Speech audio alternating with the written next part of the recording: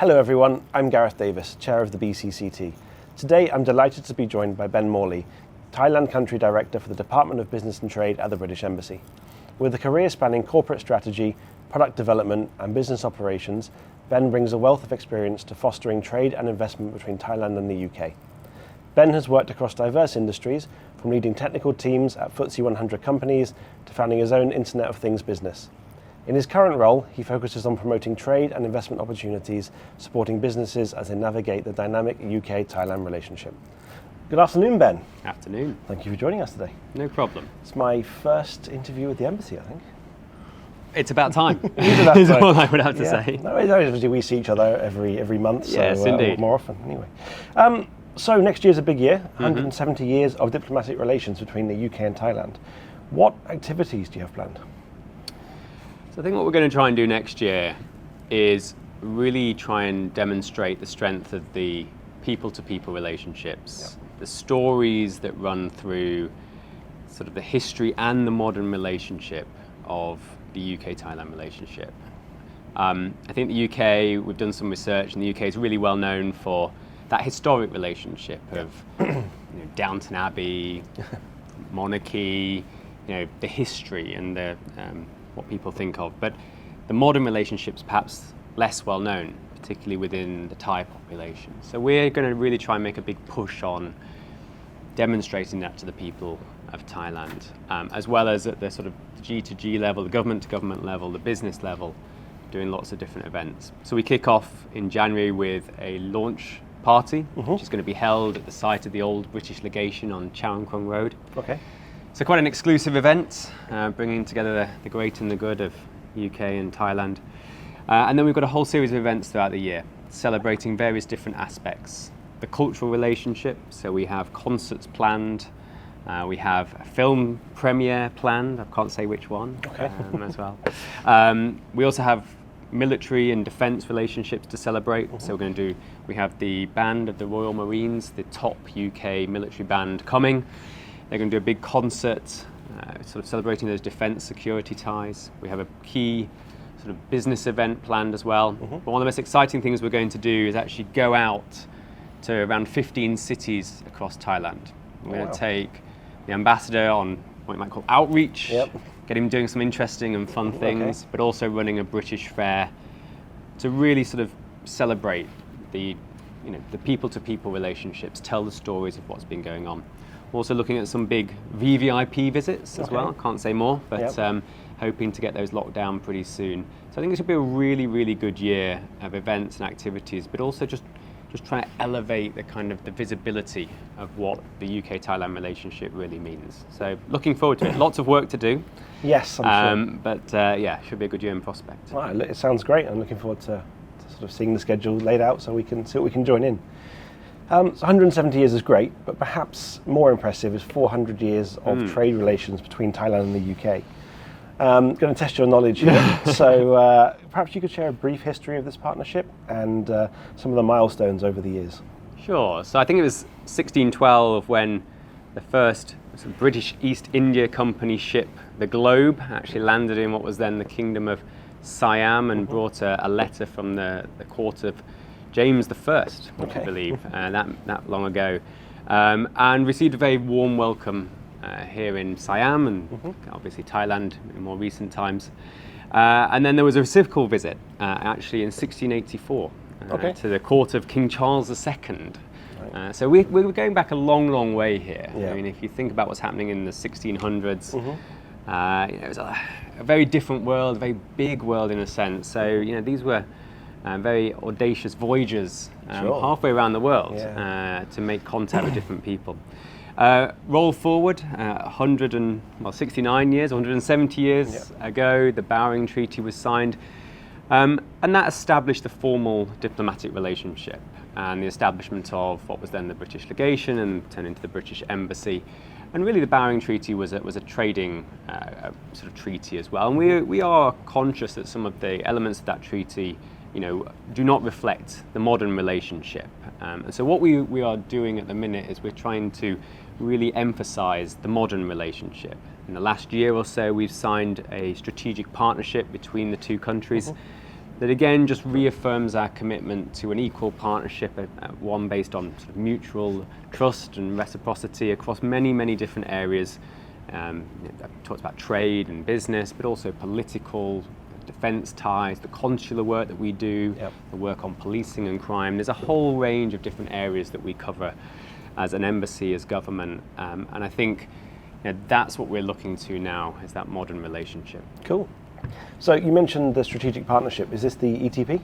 No. Okay. So last year was actually really exciting. We had quite a lot of high-level visits last year. Yep. Obviously in the UK we also had a change of government around June, July time with the general election. But what we had in the first half of the year is the then Foreign Secretary, former Prime Minister David Cameron, came to Thailand and signed what is known as the strategic partnership.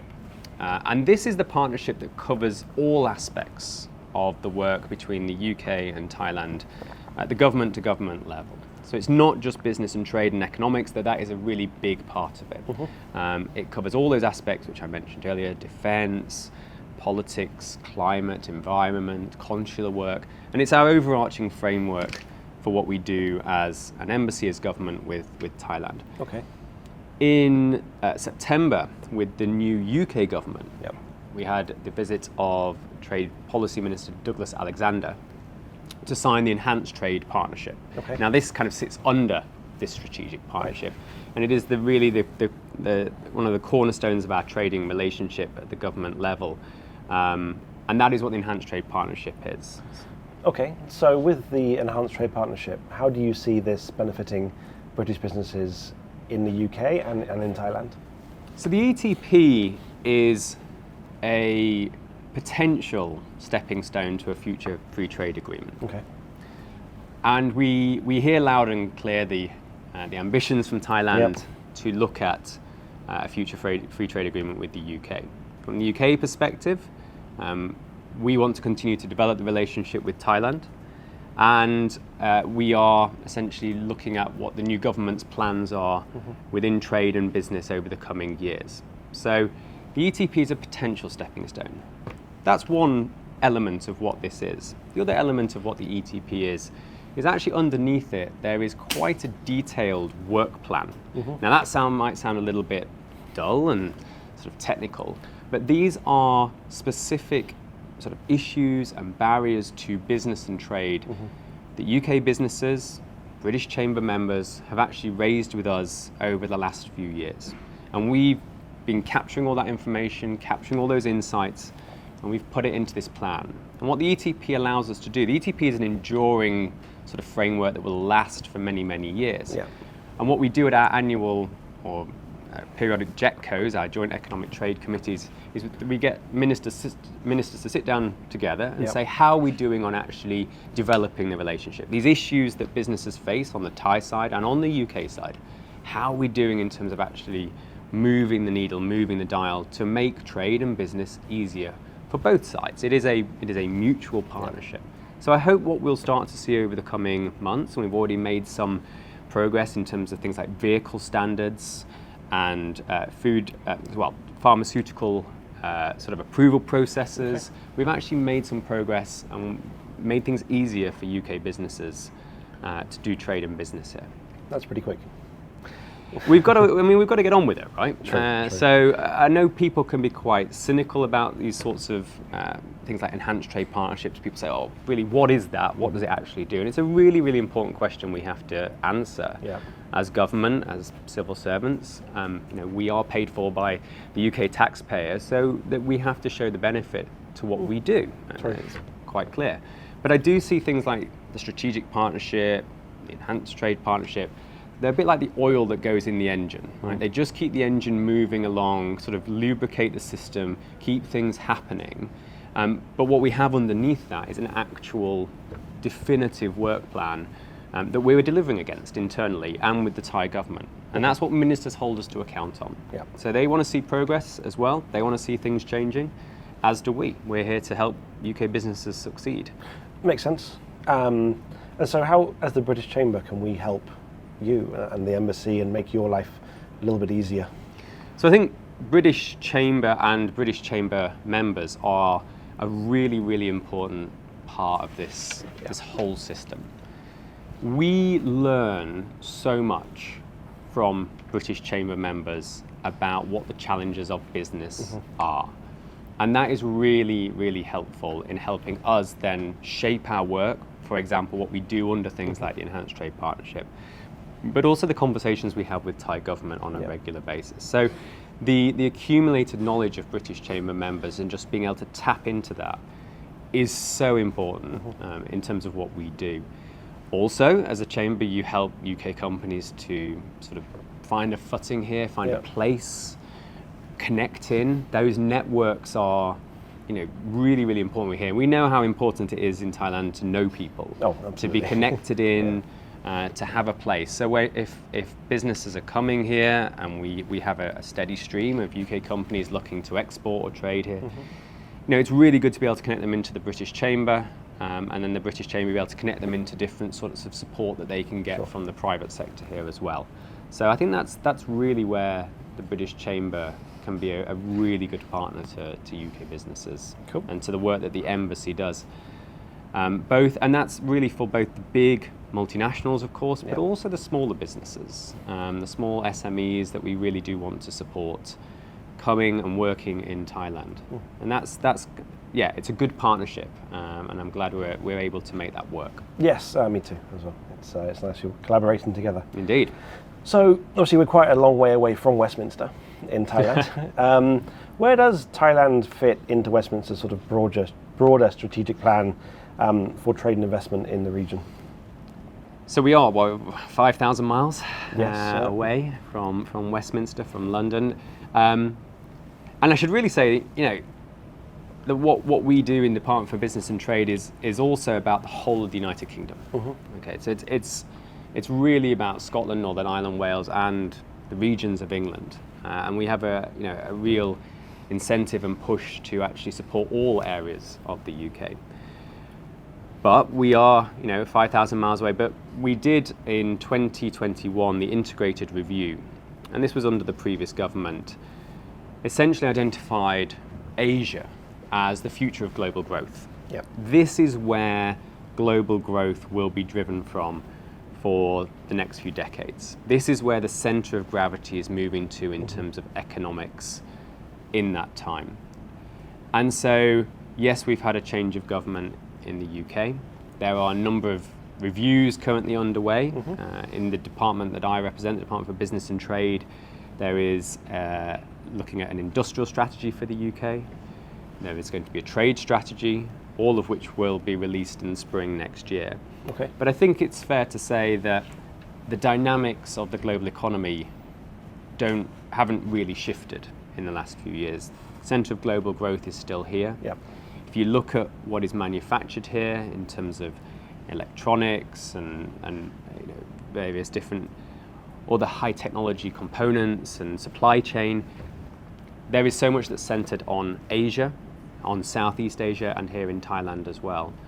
So I think those broad dynamics haven't shifted. So I can't predict what the new sort of strategies will entail, but I think the relationship, the trading relationship we have with Southeast Asia, with Thailand, will remain very important to the UK's economic prosperity going forward.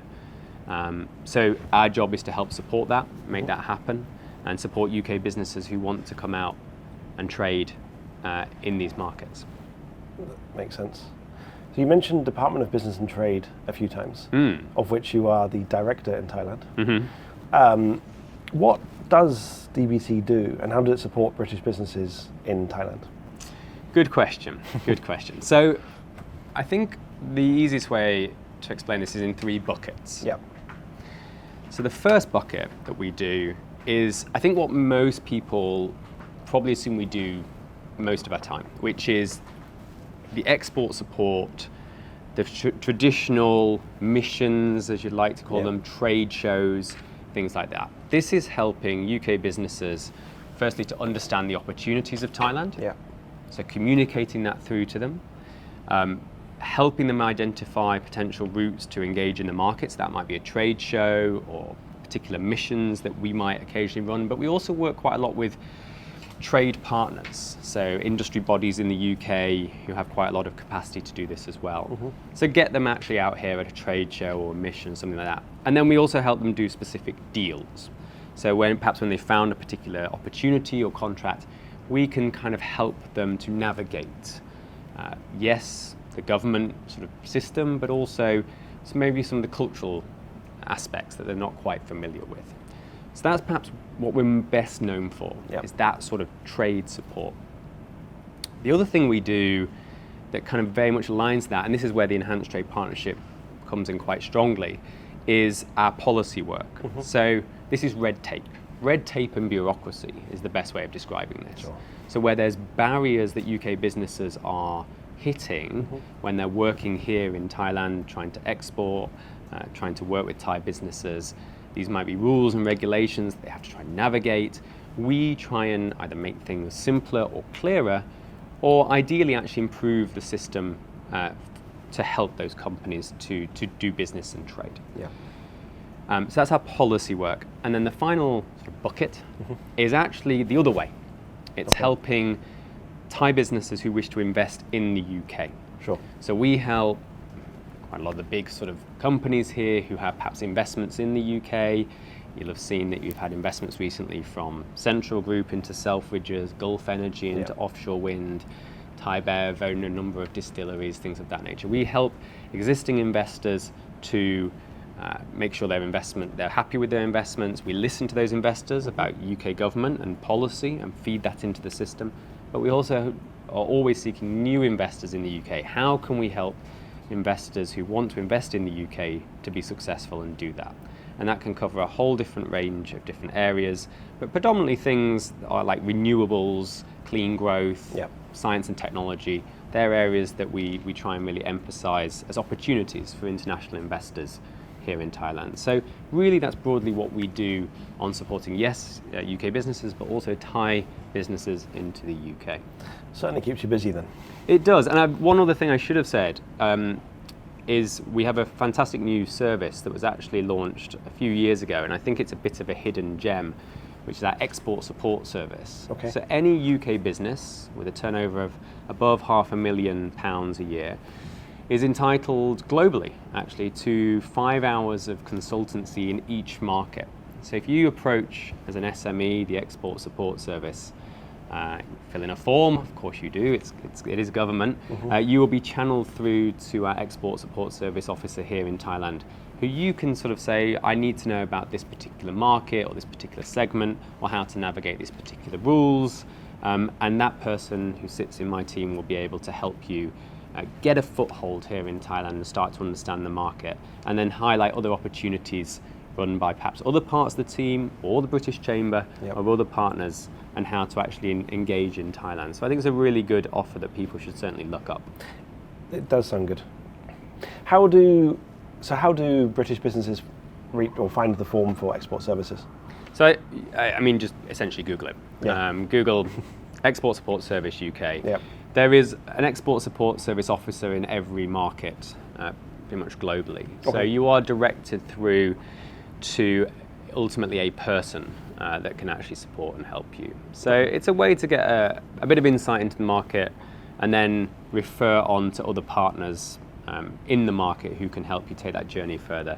But they can also plug you into our wider sort of missions, trade shows, things of that nature, that can help businesses to hopefully be successful in those different markets. Great. So coming back to Thailand, obviously the British Embassy and the British Chamber collaborate on quite a few topics now. Maybe from your point of view, you could explain how we do collaborate and support businesses together. So I think, again, it's really about how we do work together. I think for the British Embassy, if I'm honest, and for the British government, what we're trying to do is to help businesses to export to Thailand, to be successful in their trading relationships. So a lot of our focus is on businesses that are in the UK, and therefore the rules and regulations about how those sorts of products and services might be exported to Thailand. I think what the British Chamber really does really well is really focus on more the domestic sort of front here, right? So things like taxation and domestic law, things that perhaps we take a little less interest in a way. And so I think it's a really good partnership that both sides work to support UK companies, both those that are already here, and of course we do support them, but I think in terms of local taxation, local domestic law, things of that nature, the Chamber plays a really, really vital role in your advocacy and policy work to highlight some of the challenges that incumbents have in the market. We are incentivized to actually help get more companies into the market, to bring more trade here. That's what we're trying to do. So I think it's a really good partnership, and it does go back to that sort of knowledge transfer between the two. We work quite closely with the policy and advocacy group as well, and under that enhanced trade partnership, I think there's lots of activities we could do, but also just in terms of when we do get inquiries, being able to have the relationship where we can pass things between us in terms of opportunities that we see, businesses that are looking for support, and obviously the British Chamber has a huge network here as well. A lot of people that you know that could support businesses at different stages of their journey. So I think it's a really good partnership. It seems to work really well, and I hope it continues to go from strength to strength in the years to come. Yeah, me too. We had a recent meeting, the Technology Working Group had a recent meeting with some of the new staff at the Embassy around collaboration for 2025, and quite excited about what we can do there.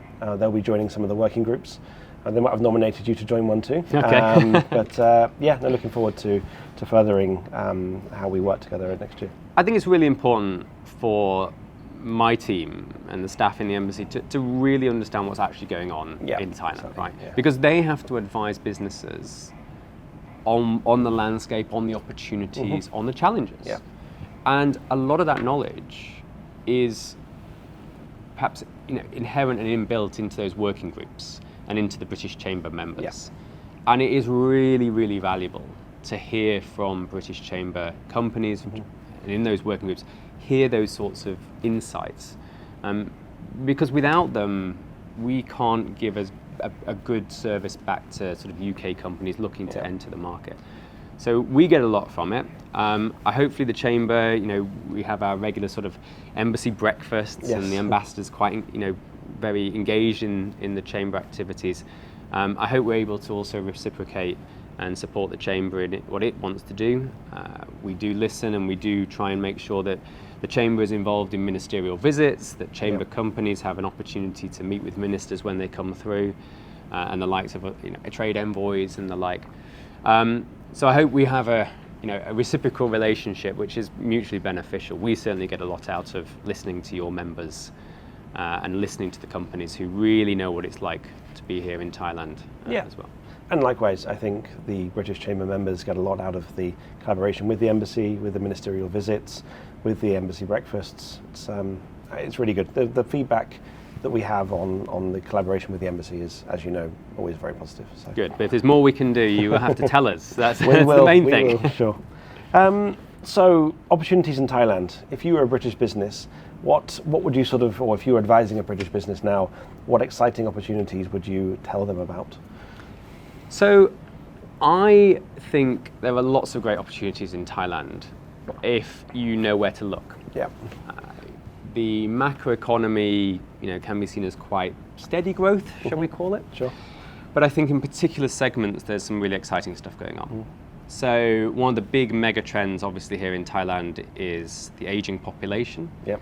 And I think for UK businesses working in the healthcare, life sciences space, that presents lots of really interesting opportunities for growth. Tech is another space. Sure. So we have one of the most connected populations in the world. True, Lots of people spending lots of time on their smartphones, for example. So I think lots of tech opportunities here, but we also see that Thai ambition to increase things like semiconductors and electronics as well. So that's a really big space that we could be looking at, and digitization and digital services. I think linked, going back to the sort of aging population, there's some good opportunities in perhaps financial services, a more potentially challenging sector in some ways around regulation. But I think there's some good opportunities there around pensions and insurance and things of that nature as well. One area that I know gets a lot of media coverage here is the automotive sector. Yeah. The transition to electric vehicles, some of the challenges around that, but also some of the opportunities. Thailand, I think, remains about the 10th largest auto producer in the world. Okay. There's new investments coming in from Yep. China, a lot of investment coming in from China. There's existing investment, particularly from the Japanese and Americans. So there's a really quite established auto community here that is going to be looking to actually transition that supply chain into electric vehicles. Yeah, And sure. we'll be supporting the Society of Motor Manufacturers in the UK to bring a delegation out for Mobility Asia in May. So that's Okay. an example of where we work with trade bodies to make sure that those opportunities are being highlighted to UK businesses. I think there continues to be a great appetite for UK education. So there's a lot of British curriculum schools here in Thailand. Yep, there are. But we're also really looking at that next stage about what we call transnational education, where UK universities can partner with Thai universities here to do dual degrees, dual courses as well. Ah, okay. And that might lead on to, we have a decent flow of Thai students going to the UK, somewhere around 5,000 a year. Wow. So that might lead on to, again, more students going to the UK, but lots of great opportunities in education as well.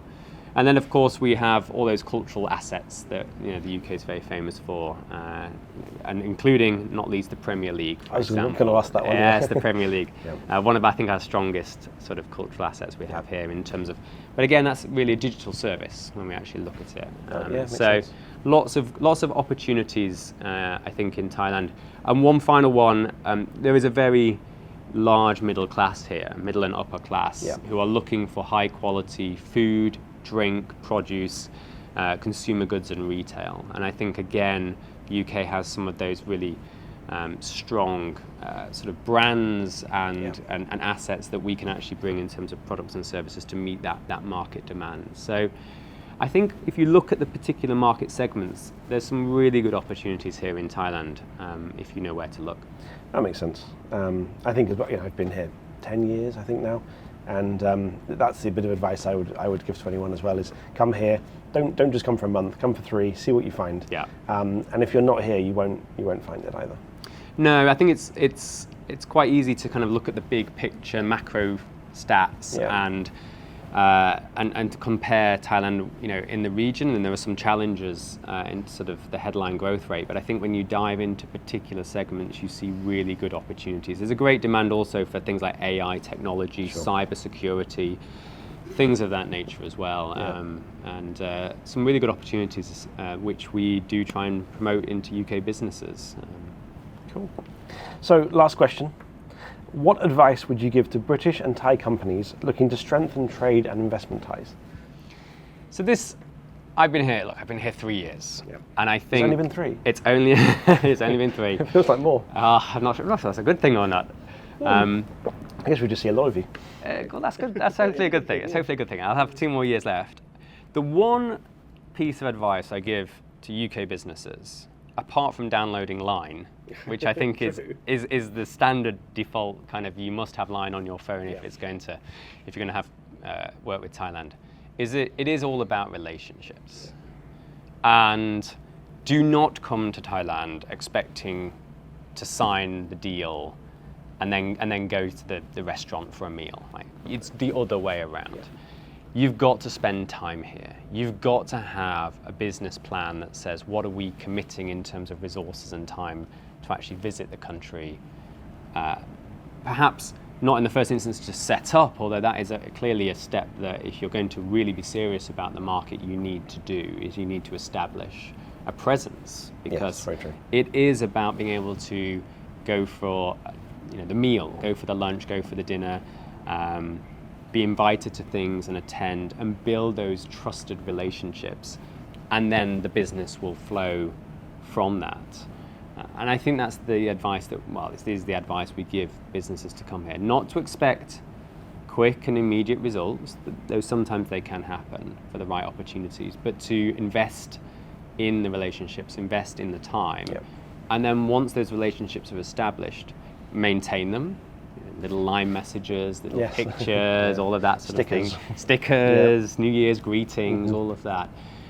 But also then once those relationships are established, yes, maintain them, but then the business will continue to flow and things will get done. And that is, I think, the one piece of advice that we really, really strongly give to UK businesses who perhaps are more used to a more transactional relationship. Yeah, very true. You know, it's business. You know, there's the product, there's the contract. Do you want it or not? And here it doesn't quite work. As in most of Asia, it doesn't quite work like that. No. So that's what we try and emphasise, and I think that's where things like the Chamber can really help. I was going to say, there's one other thing that they could do. Yeah, indeed. Is join the Chamber. Is join the Chamber and come to events, come to networking sessions, learn from people who have been here. You know, there's a huge amount of accumulated knowledge in the business community here, and people are very willing to share that knowledge. They're willing to sort of talk about, yes, the challenges, but the opportunities, but also how to manoeuvre around the system. And I think joining something like the Chamber, coming to events, spending time here, you start to understand much better about how business gets done here in Thailand. So that would be certainly the advice I would give. If we can help, as an embassy, please do reach out to us. And the same, you know, for Thai investors looking to invest in the UK. Yeah. If there are things that businesses are looking at or are interested in, or have never really thought about the UK for, do reach out to us and ask us the question. Challenge us. Yep. Challenge us with, do you have anything in this space? And equally to UK businesses, challenge us with, can you support us to do this? Because I think when we get those specific challenges, it's something we can really start to get behind and start to work with. So game on. Game on. That is the challenge, right? Yep. Put it to us. Put it to us, and you know, we will endeavour to try and help. That is what we're here to do. I think it was Ronald Reagan said, you know, the thing that businesses really should fear the most is when you hear from the government, you know, we are here to help. I'm from the government. We are here to help. But I think, in our sense, from DBT's perspective, we really are. That is what we're paid to do, essentially, is paid to help UK businesses be successful in Thailand and Thai investors be successful in the UK. That's what we're paid to do. Great, thank you very much. Well, I look forward to all of the activities next year. I'm sure they'll be really good fun, and looking to see where the British Chamber and the British business community can help you there.